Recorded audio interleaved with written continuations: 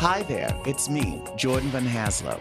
Welcome to Jordan Van Haslo and Friends live on Hot 702.5 FM Las Vegas. Let's get on with the show.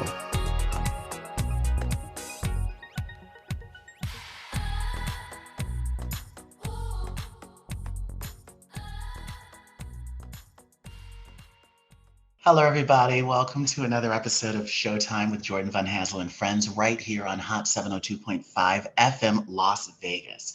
Our guest today is a filmmaker, and his films have been screened worldwide, including several Oscar qualifying festivals. And he's now currently in production on a feature-length anthology film called Films for No One, which he likens to a musical record album, a bunch of singles coming together under a common theme. He also works as an art director and broadcast designer for television and live stream productions.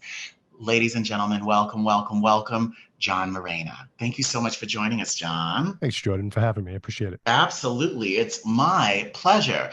So talk to me about Films for No One. I kind of went down a little bit of a rabbit hole on the Instagram page for it. How did the concept come about? Well, before this, I made another group of films. It was a large collection of films called Area 52. It was one short film every week for a whole year. Other than all of those films being made under the same challenge parameters, they really didn't have too much of a common thread.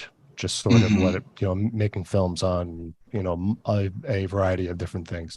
So I thought that it would be cool to make something similar to the way musicians release an album, where it's a collection of new stuff all together at once, as opposed to a compilation of things that were already finished and then putting them together as one thing. So just sort of from that angle, they are all experimental films. They'll be threaded together by basically there's a thread of about 9 regular sized short films that I'm calling them, somewhere in between 2 and 12 minutes. And then there'll be a bunch of micro shorts as well, probably about 10 of them. And it's I want it to feel like it's sort of you took the films that were on the cutting room floor and sort of just snipped them and slapped them, just stuck them together with spit and Scotch tape. Are all the pieces animated, or is there a mixture of animation and live action? They are all animation, but I would say that the subgenres vary. There are a few narrative films, a lot of them are experimental films, and a lot of variety of topics. Yeah. How long have you been working on this project? Because I know that animation itself is a process. Yeah. It takes a little time. Right. Well, being that they're all separate films that are coming together as one, they are in different stages of completion or in progress. And I started in 2020, and I just started developing it. There was a lot of time, obviously, that you have to take away from this stuff. It's not like I have any funding or anything that's just keeping me focused just on this. So there's a lot of sort of doing it in between gigs or in between busy times, or any time that you've got to take away from it. Totally. So yeah. Is it just you? Are you like a one-man band kind of doing everything, or do you have like a small team you're working with? For now, it's just me. It's sort of hard to direct experimental work because a lot of the work is in the doing. A lot of the figuring out is in the doing, and you can't really. It's hard to say to someone, "Oh, let's try it like this," and "Oh, let's scrap this whole thing and try again on something else." It just gets very frustrating, and there's never really any money for this sort of stuff to keep people interested. So you sort of have to do it by yourself. Got it. No, that makes perfect sense. So did you start out, so I know, let's kind of go back to the beginning, because I know you're from the Boogie Down. You grew up in the Bronx, and you now live in Brooklyn. Did you start out, like, were you making films, or were you drawing, from the time you were a kid? Or how did you come to art, and what medium was your gateway drug? Well, gateway, I think, as most people, starts with drawing. So I did that for a while. Just, it's one of those things that I did in my bedroom, on weeknights and stuff. And yeah, I would say I pretty much drew without any training for a while. I took like an art class in high school. It wasn't really, the high school I went to was not really geared towards art, so there was just only one class to take, but I still wanted to go to school for it. I didn't really know too much about what you could do as a professional. until I got to college and really started to think about how I could make money doing this. I just figured that Mhm. I would be doing like illustration for some, firm or something, some graphic design firm or some advertising firm. And I was imagine, like you imagine what the generation before did. They sit at a high chair and they have a pipe in their mouth and they're drawing with it, like Norman Rockwell.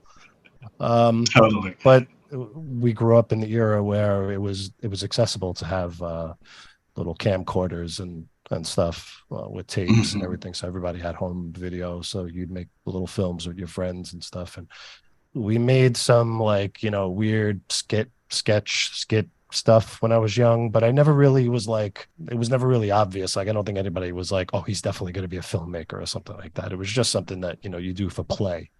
Right. In my first year of college in Yukon, Connecticut, Mhm.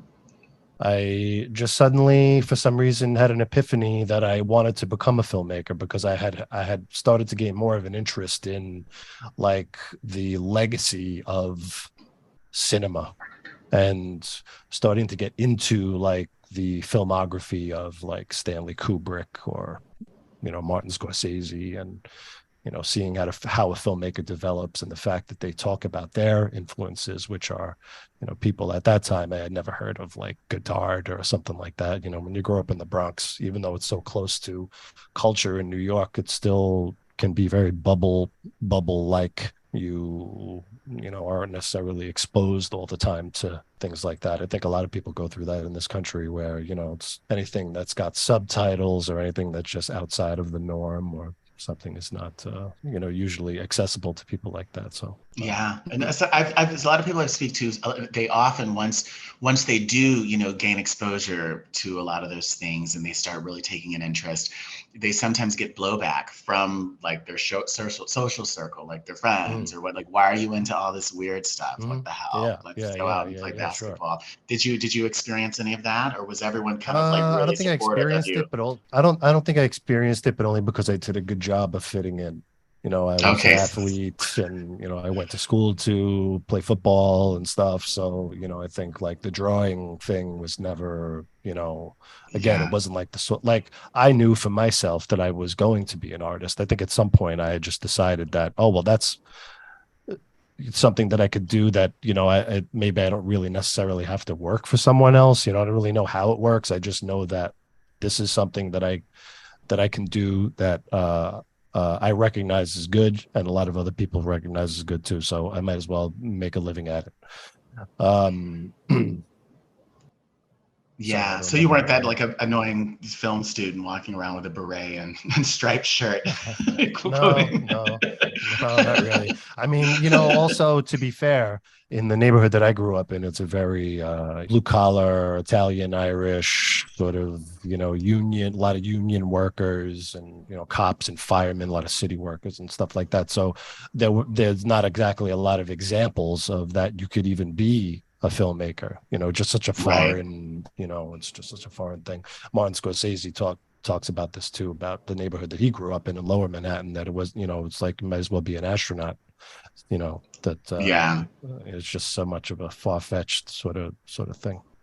So when you were at UConn, did you study film? Did you study visual arts? What was your major? UConn at the time, I don't know how it is now, but at the time they did not have a film program. I didn't even know that I wanted to be in film, but they only had a fine arts program. I remember them having a pretty good music program too. Hmm. But no, it was nothing geared towards film. So I was a fine arts major with a concentration in illustration. Got it.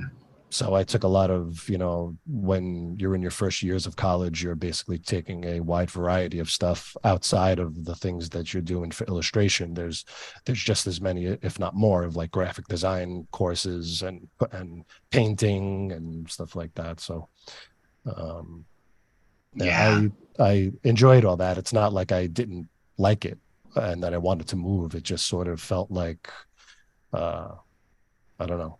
It just the idea of becoming a filmmaker excited me, and Yeah. so I decided to make a move after that. Was there a specific film that like kind of lit your fuse, or like a specific filmmaker who like you like No, that I really don't. kind I of don't. got you? I don't think anyone specific. However, during that time, so that was the mid 90s. So, there was a little resurgence of like the independent, with Tarantino, and Pulp Fiction had just come out. And I think we were on the verge of like El Mariachi or something, where there was like this Hmm. underground thing sort of happening, but in a Hollywood way. So I think that, that obviously got people like me excited in the same way that the music of the time also got us excited, people to start bands. Yeah, So, I think it was sort of the same thing. absolutely. So you leave UConn as a Mhm. fine arts major, and now what? Do you take the six down to Manhattan and go to an employment agency and say, I would like to apply to be a director? What's the next step for No, you? once I had decided that I wanted to become a filmmaker, I still wanted to draw. So that's why animation even was an option for me, because or else I think I would have just went straight to live action filmmaking. But I still wanted to draw. The idea of animation excited me, and so Yeah. I pursued, what schools I could potentially go to. At the time, I had enough of being away at school, so I wanted to come Hmm. back home. So School of Visual Arts made the most sense to me. The first time I applied, I did not get in, so I had to spend another year UConn?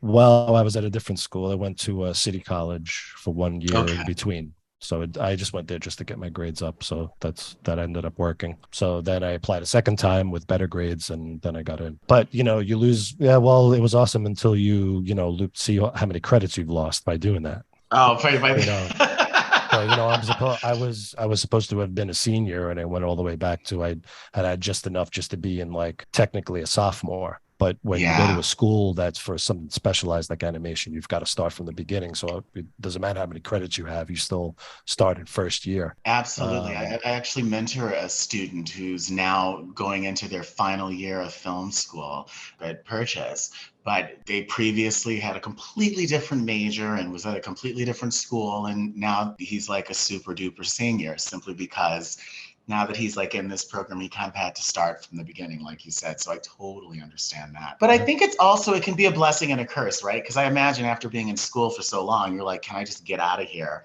But at the same time, I would imagine since you aren't like 17, 18, just excited to be out of the house and on your own for the first time, you probably come to it with a different seriousness that you might not have come to had you entered the program 2 or 3 years earlier. Yeah. sure, definitely, absolutely. And of course, you don't realize that at the time, but when you get older and you learn to appreciate these sorts of things, and you think back to times like that, where even like I was a classic Gen X kid, so my mother was a single mom, just doing everything herself, and she was going to school at that same time too that I was going to SVA. So there was a lot of sacrifice that had to happen to even make that possible. So to be aware of that, I think I'm more aware of it now than I was when I was 22, 21, Mm-hmm. but I was definitely more aware at 21 of it than I would have been at 17, 18 going to school. Absolutely.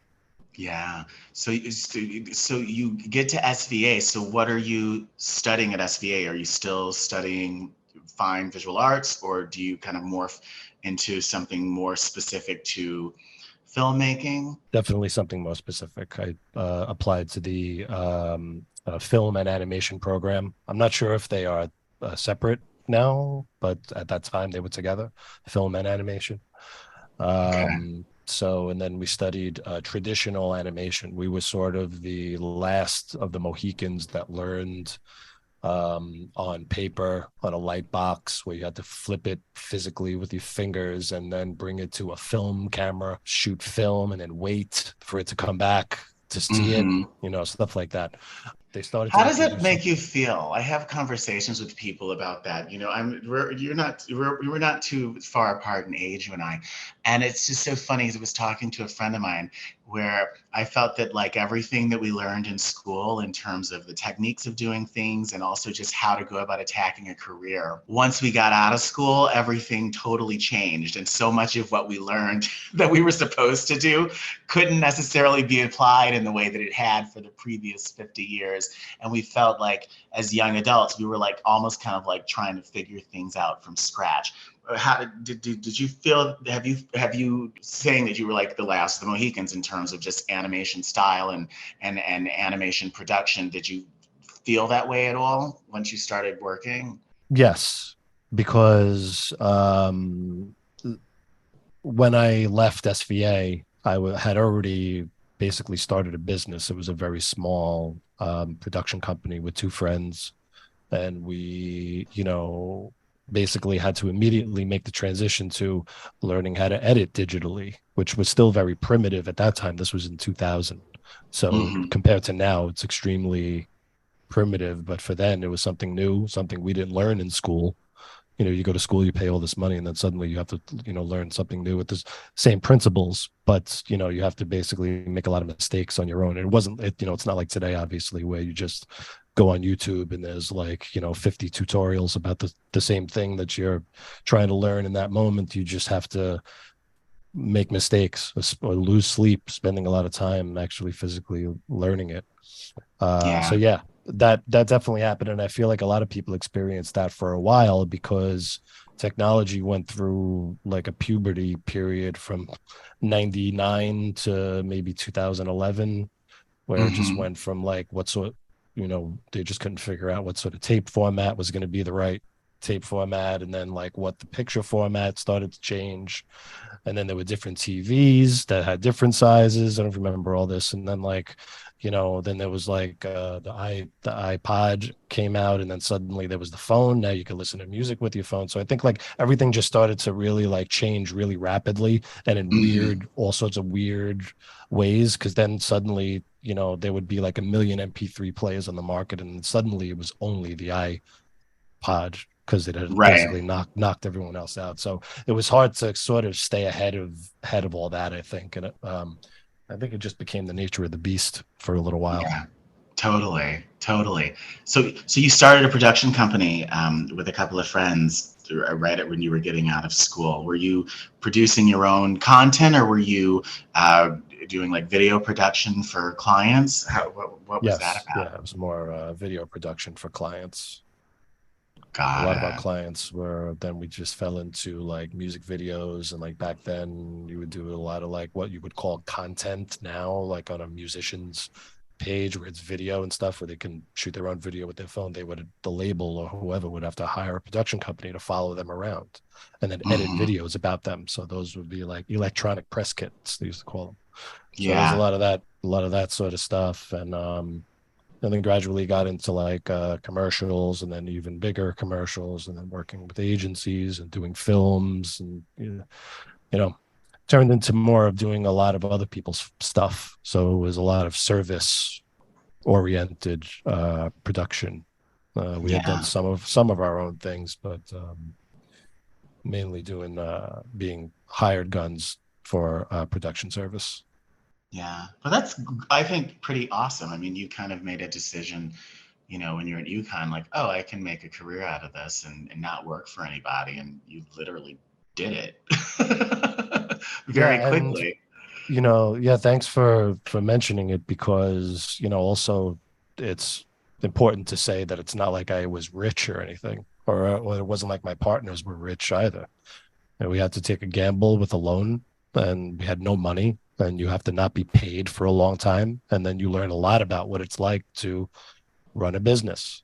And I think the Hmm. same is for any business. At first not only are the person who's ultimately has the most power and responsibility, but you're also like the janitor, and Hmm.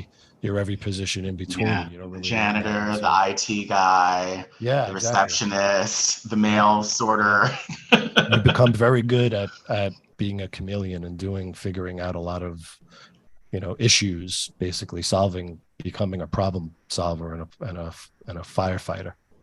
Totally. So were you working on your own projects simultaneously, or at this point in your life were you just really focused on the business that you guys created and growing that and acquiring clients and establishing that business?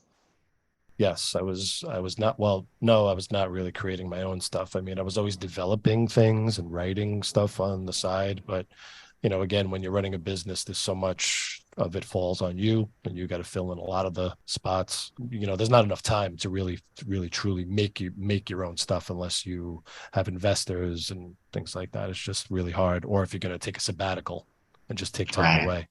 away, which was never really possible. So at what point like, how long did you guys have that business together? And at what point, like, what was the next shift? Like, at what point did you start saying, like, oh, you know what?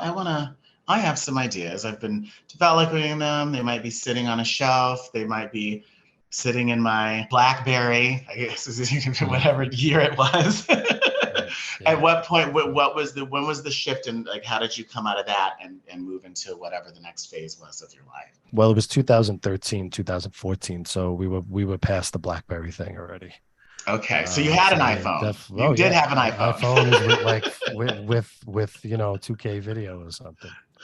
How did Um, that change? I'm sorry to because I just asked you, but meaning that, thinking about that, like you said, you had a lot of clients, like the record labels, etc., needing to hire producer, film production companies so that they have contents for their website and their blogs and their MySpace pages. How did the advent of the wonderful and dreadful iPhone affect your business? Because I imagine a lot of things, right? Even just now, like, the stars are just like us and they just do Instagram lives now. How did that sure. affect just your business and the clients that you worked with? Right. Well, I think by then we had surpassed the, I guess what they would call like prosumer level clientele, Mm-hmm. to more of a professional level agency sort of stuff where we would be shooting commercials and, promos for networks and stuff like that. And you can't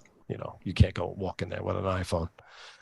So, a lot of that stuff was all properly produced with real, real like adult cameras and Got it. things like that. So, Got it. uh, So 2013, 2014, what yeah, happened next? I had left the partnership and they have actually continued with running the company very successfully. But I left. I was not happy anymore for various reasons, but mainly because my partners were not animators and I was.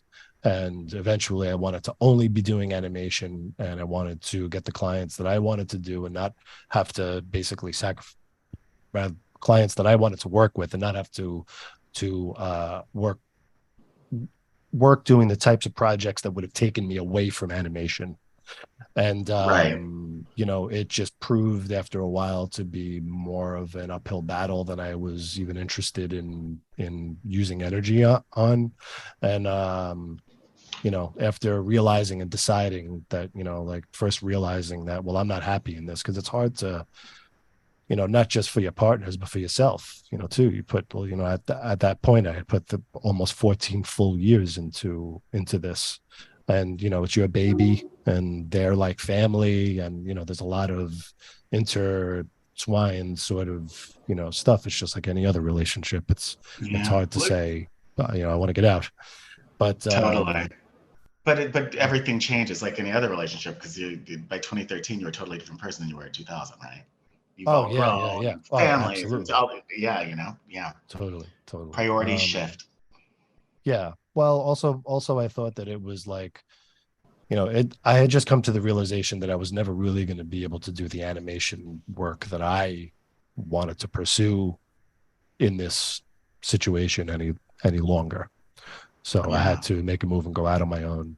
I basically, when I left, I had to start essentially from scratch, new clients, finding all of that stuff. No loans or anything this time, just sort of flying by the seat of my pants there for a while.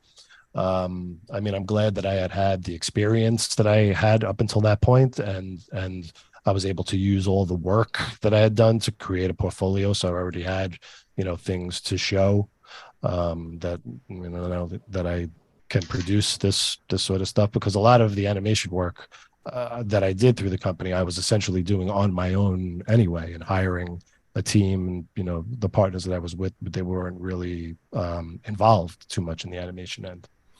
Right. So and that was fast too. So, and that was to be proven. But once I was able to prove that, then I got a steady list of clientele for the next 2 or 3 years. But it had to be built over that sort of 2 or 3 year period. Totally. What type of projects were you working on at this point? Um, well, digital experiences started to become a thing. So I was working with Madame Tussauds for a little while. Hmm. I did a lot of some stuff for their front window, and I was doing and it was probably like internal corporate videos, Got it. explainer videos. That was also pretty Totally. popular around that time. Yeah. Like I don't know, industrials and things boring like stuff to that. talk about, to be honest with you, huh? Like industrials, as we used to call them Yeah, back yeah, in yeah, yeah, yeah. the day. Exactly, exactly what they are. Yep. Yeah. Hmm. Yeah. So talk to me about, coming to a place of like starting to create your own thing outside of servicing your clients. Your own thing, Uh, meaning your own content, your own, right. producing Yeah, your own yeah, yeah. ideas, your Well, own. I was pushing 40, and you just start to have a sort of existential realizations when you start to reach milestones of a certain age. Hmm. And not just life existential, but really career stuff too. It's like, well, how, if I'm 40, how much longer am I really going to be doing this, and doing it with gusto, with oomph? Totally. And Yeah, having time, if you don't, if the first thing fails, having how many do-overs do you get to have at this exactly, point? exactly. um so yeah, as I was getting closer to 40, it's like, I have to do something now. So I pulled out an old idea that I had called Area 52, which in its original form was just supposed to be weekly experiments in visual effects or animation or motion graphics that were meant to potentially find cool, interesting techniques that would work, that would then inform my client work. Um, because if anybody's ever worked with clients, if they've never seen it before, they don't know what you're talking about. So you have to show them. Right. Um, but when I resurrected this project, I, didn't want to do it for the sake of, doing some cool trick for a commercial. So I decided to pair my want for making films with this Area 52 idea, and or rather with this weekly, film idea, and that's how Area 52 was born. Um, I spent the entire year of 2017 making micro short films that were released on Instagram, which just the year prior had raised the threshold for video on the feed from 15 seconds in length to 60. Hmm. So basically, they were films that were 1 minute or less, and they were experimental films, all original films, and made with a variety of techniques about a variety of things. Okay. Probably the worst way to explain it, but No, I think I got it. I got it. Cool. So how was that? How was that as you started doing that? How was that received? received well as it was going along. Yeah. Um, I didn't really expect much. I didn't, and like, it's not like I got like a gigantic following through it or anything like that. But what I learned were um, more personal things about myself as a filmmaker, about myself as an artist, about how I really relate to the world Hmm. and how the world relates to me.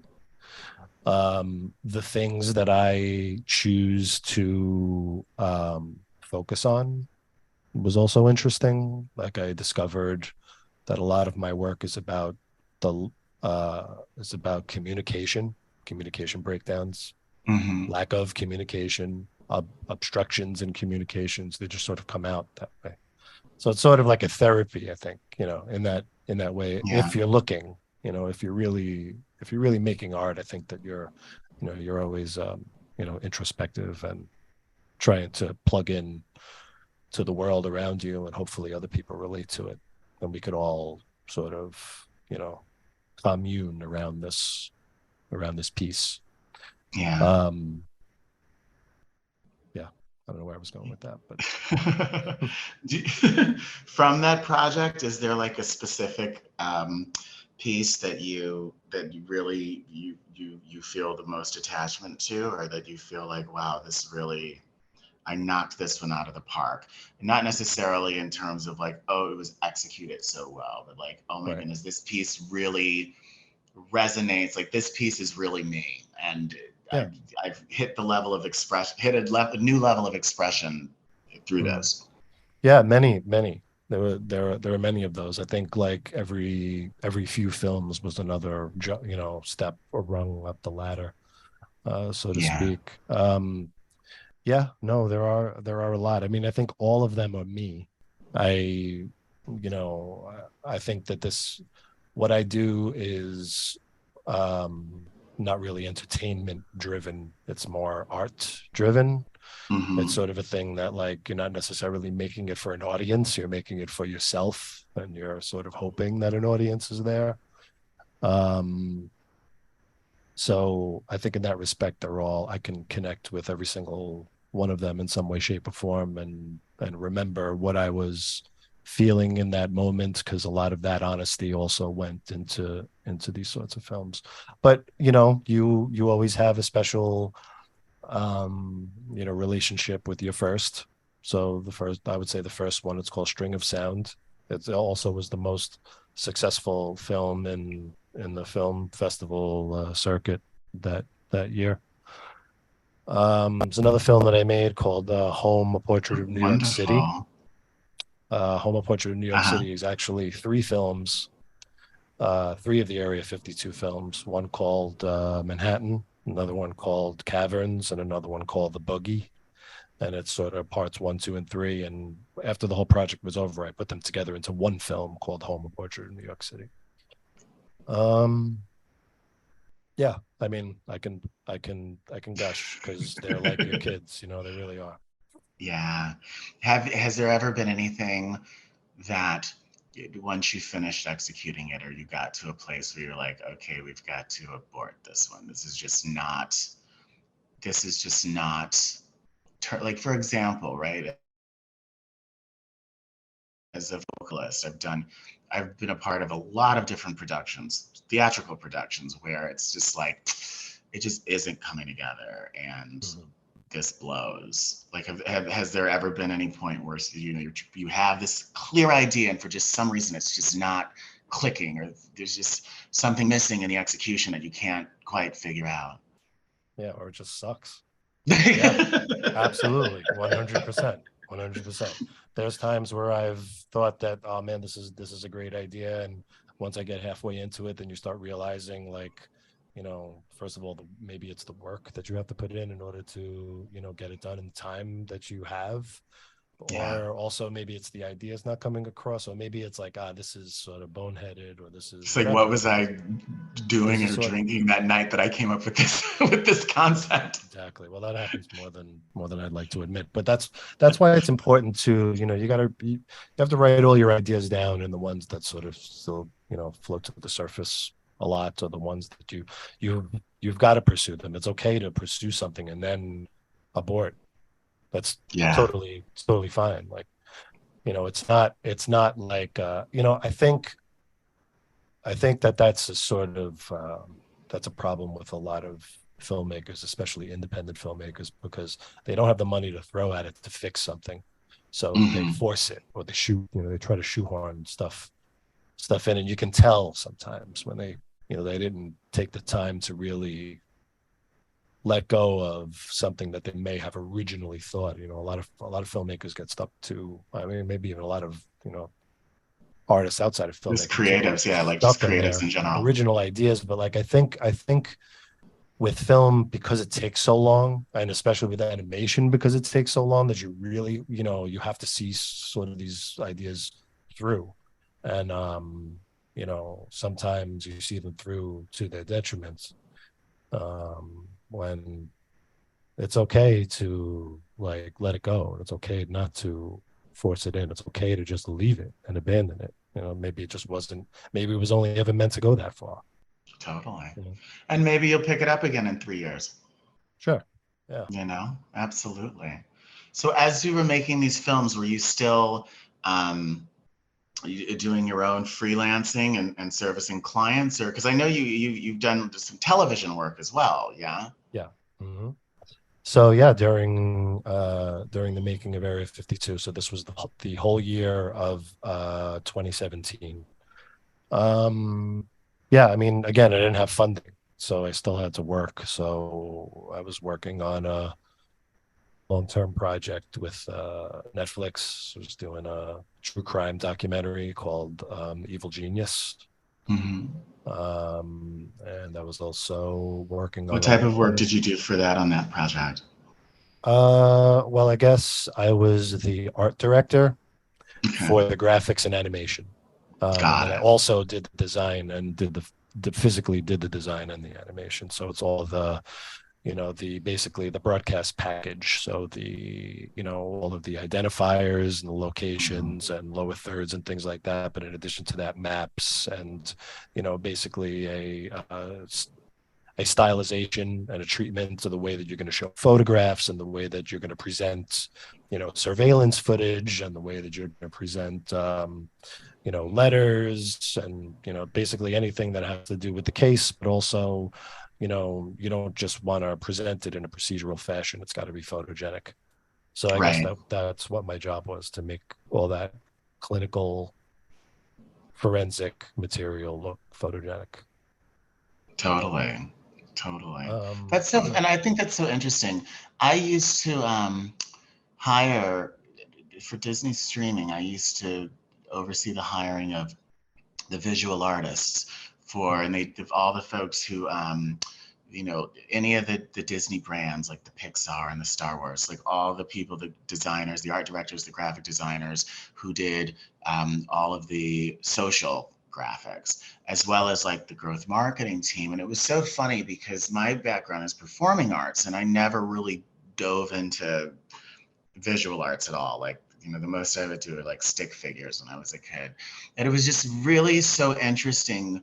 Um, I think as like a passive viewer, you really don't think about how much goes into the entire experience of a show, right? You think, oh, mhm. there's writers, there's actors, and I guess there's light people and there's sound people. But again, just even like you said, the identifiers, the opening titles, like all of those things that so much thought has to go into Mhm. to create this overall experience. I found it really fascinating, and I would always love to have nice conversations with some of my colleagues who worked in those teams to because I just think it's really really fascinating.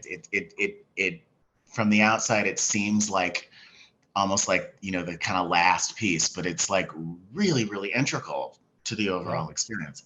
And you don't really miss it until you see that not enough attention was paid to something like that, and then you notice it because it's sort of a glaring, like, wow, they could have done better with that stuff. Totally. You know. Do you, yeah. Do you if you were to divide up like just what really interests you? I mean, like we all have to work, so you're working, you have your passion projects, but in terms of you're doing producing commercials and industrials and music videos, but then doing something like this that's so specific to the art. Do you have a preference, or do you kind of find them equally engaging? Um,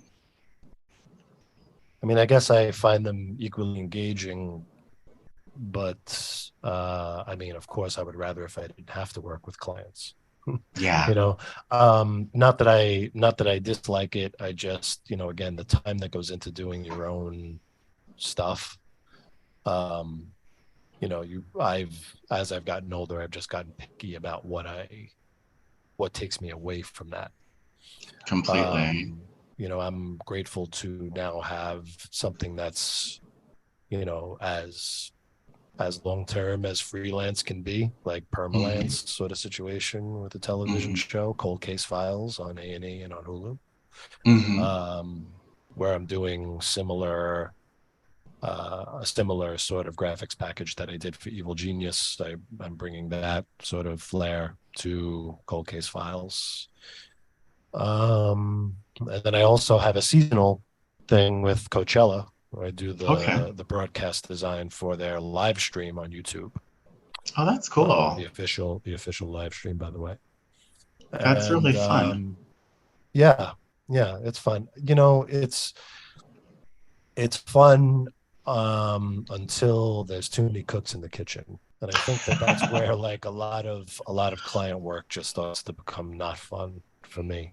Yeah. Um, Well, because everyone's a it's stakeholder, right? There's the marketing people, but then like the lawyers everybody want to get wants to get their involved, and then ideas like the in. fine. Everybody's right. They're all worried about their own, survival, career survival, and moving up and stuff like that. And that's fine. It's just sometimes it ruins the work. It Yeah. can sometimes, or it sort of blunts the impact of it. I think to have everyone's ideas and everyone's input, and then also, sometimes when they're mulling for too long, they can delay you, and it's not like the deadline pushes, you know. Right. So you then now have to work later or work on weekends and stuff like that. And, I mean, I don't know if I'm just getting too old for that, or if I'm just like at the point where, well, I've done enough of that in my career. Now I just want something a little, regulated. Yeah. I think that's maybe where I'm going. I guess I'm sort of in a crossroads because, having your own business and then also being freelance is running your own business also. Hmm. So, that's all I've ever known. So it's hard to break old habits. So who knows when I'll actually get out of this, like, you know, cycle of like lots and lots of clients, as many as you can, and then take a long, long break, and then be with a lot of clients again. And Yeah. Well, it's going just not in-house is its sustainable for own, them. but going in-house is its own thing. Because the one thing I think that I mean, you experience some of it, but I think as a freelancer, for the most part, you're not like enmeshed in the organizational politics, right? And like kind of like you were saying, like everyone wants to have their voice heard because they want to make sure that they're contributing. They want to make sure that, oh my God, is this person seeing me do this? And I don't want to be on the next, round of Exactly. layoffs. So I need to make sure that my hand is in this. Otherwise, this person's gonna, so like, so I can see like the benefit to both sides, but I think that being in house isn't exactly a picnic either. No, no, no, no, no, it's not, because just like you said, there's a lot of other things that have nothing to do with the thing that you're making that you have to take considerations for because of XYZ down the road, or what happened in the past, or what rules were implemented in the organization, and blah, blah, blah, blah, blah. So, no, I like being a vendor. I don't think I ever want to work at a company. I mean, I'm not against it, but, I would rather be on my own to Yeah, choose and say no to stuff if I wanted to. absolutely.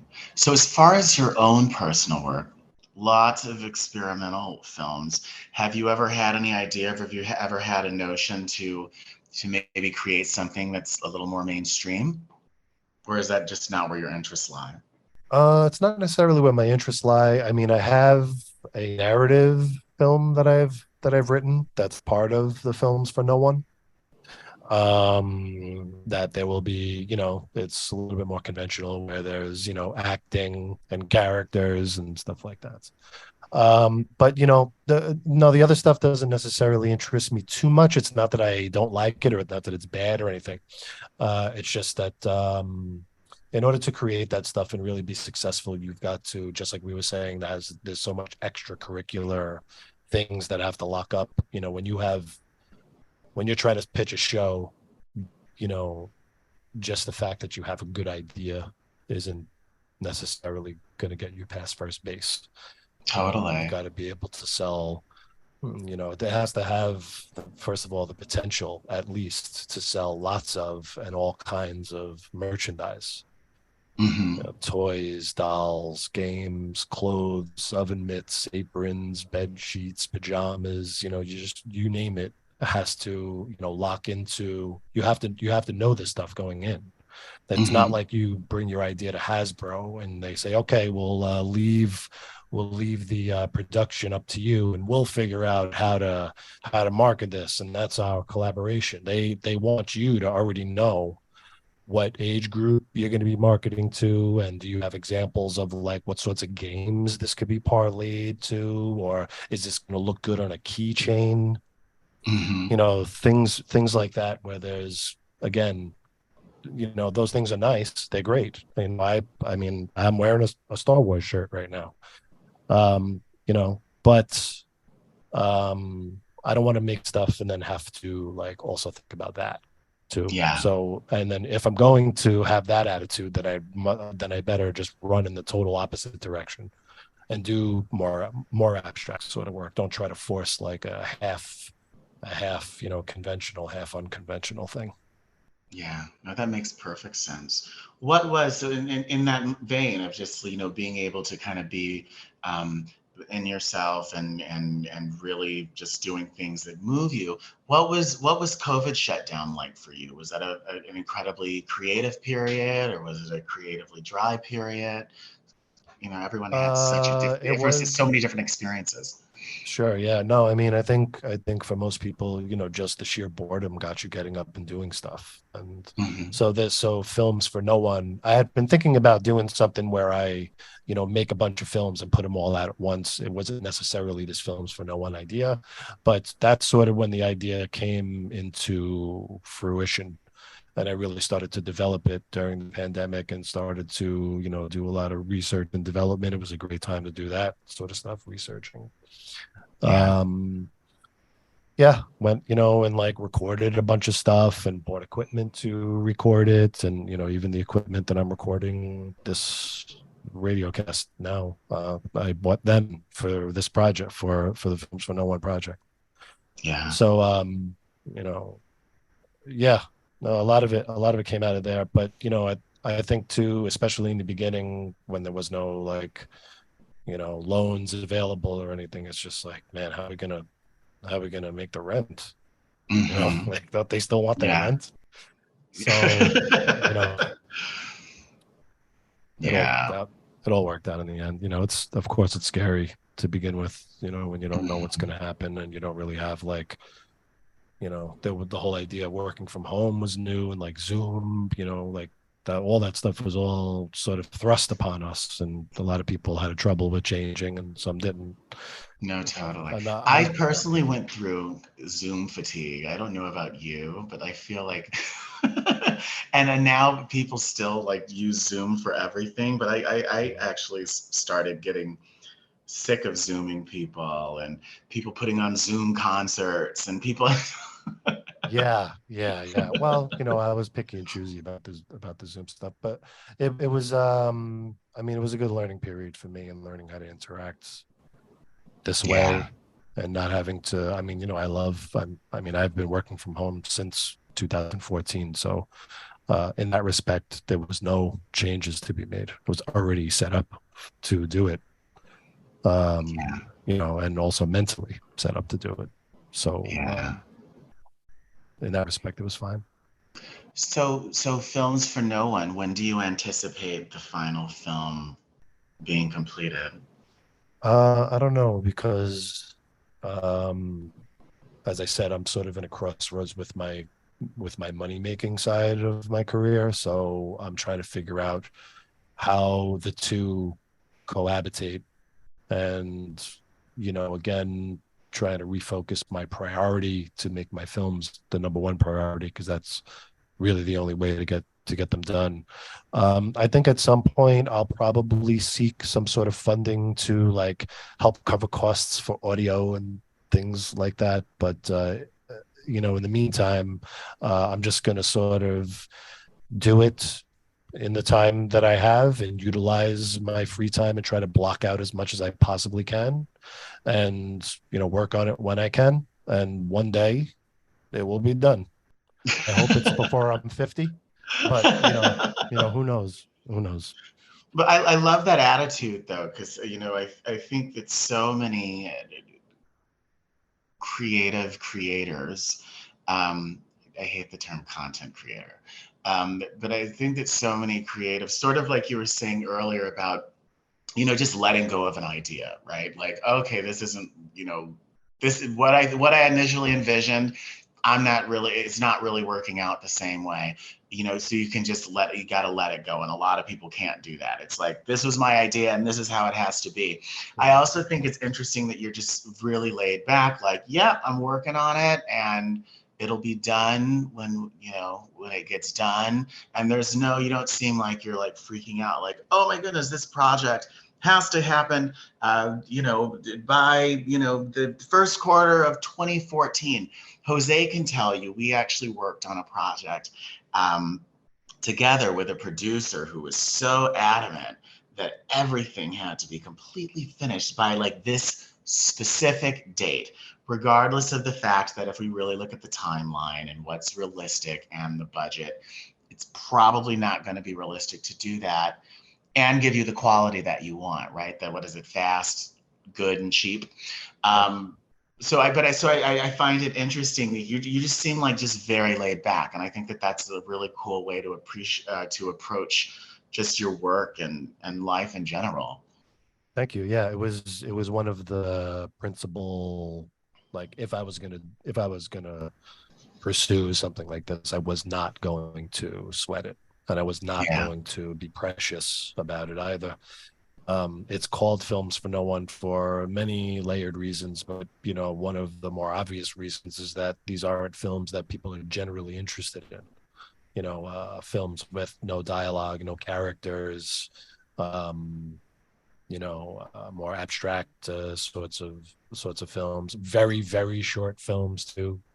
Some yeah, films are 45 seconds. I think just a lot of people are, it's not that they wouldn't be interested in it, but I think that they've yet to, um, I mean, I think as most independent stuff, they've yet to incorporate it somehow into like mainstream presentations.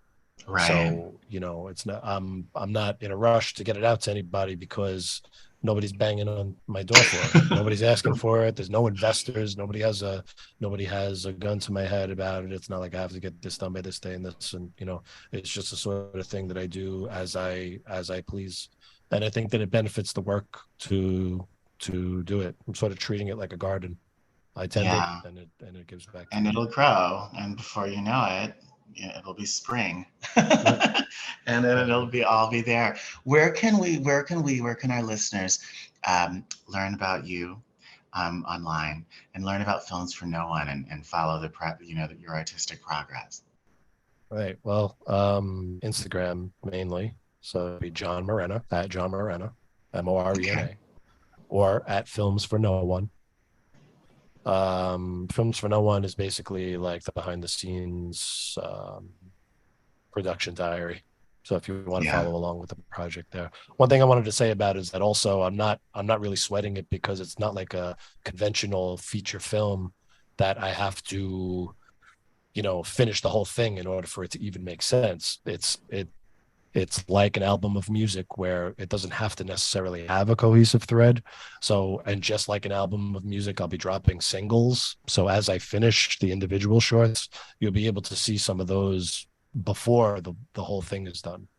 Oh, wonderful. And then we So can yeah. see those on Instagram, and you'll be dropping those on No, Instagram. well, I mean, I don't know where I'm going to put them because I guess we'll have to see how they do in the film festivals first. I think I want to Yeah. do a little bit more of a conventional route with them. That makes sense. That makes sense. Well, listen, I could sit here and talk to you all day. You have such a cool Same. vibe, and you have such a really interesting point of view. But unfortunately, we have sponsors, and Got to the pay the GM of bills. my radio station likes to pay her bill. Yeah. Exactly. But so thank you. It's such a pleasure getting acquainted with you this afternoon. And I hope we our paths cross again soon. And I can't wait. I'll be keeping up with what's happening with your films. I can't wait to see them. Same here, Jordan. Thank you so much. I really appreciate it. Absolutely. And thank you all for listening. We'll see you or talk to you next week on another episode of Showtime with Jordan Van Hassel and Friends, right here on Hot 702.5 FM Las Vegas.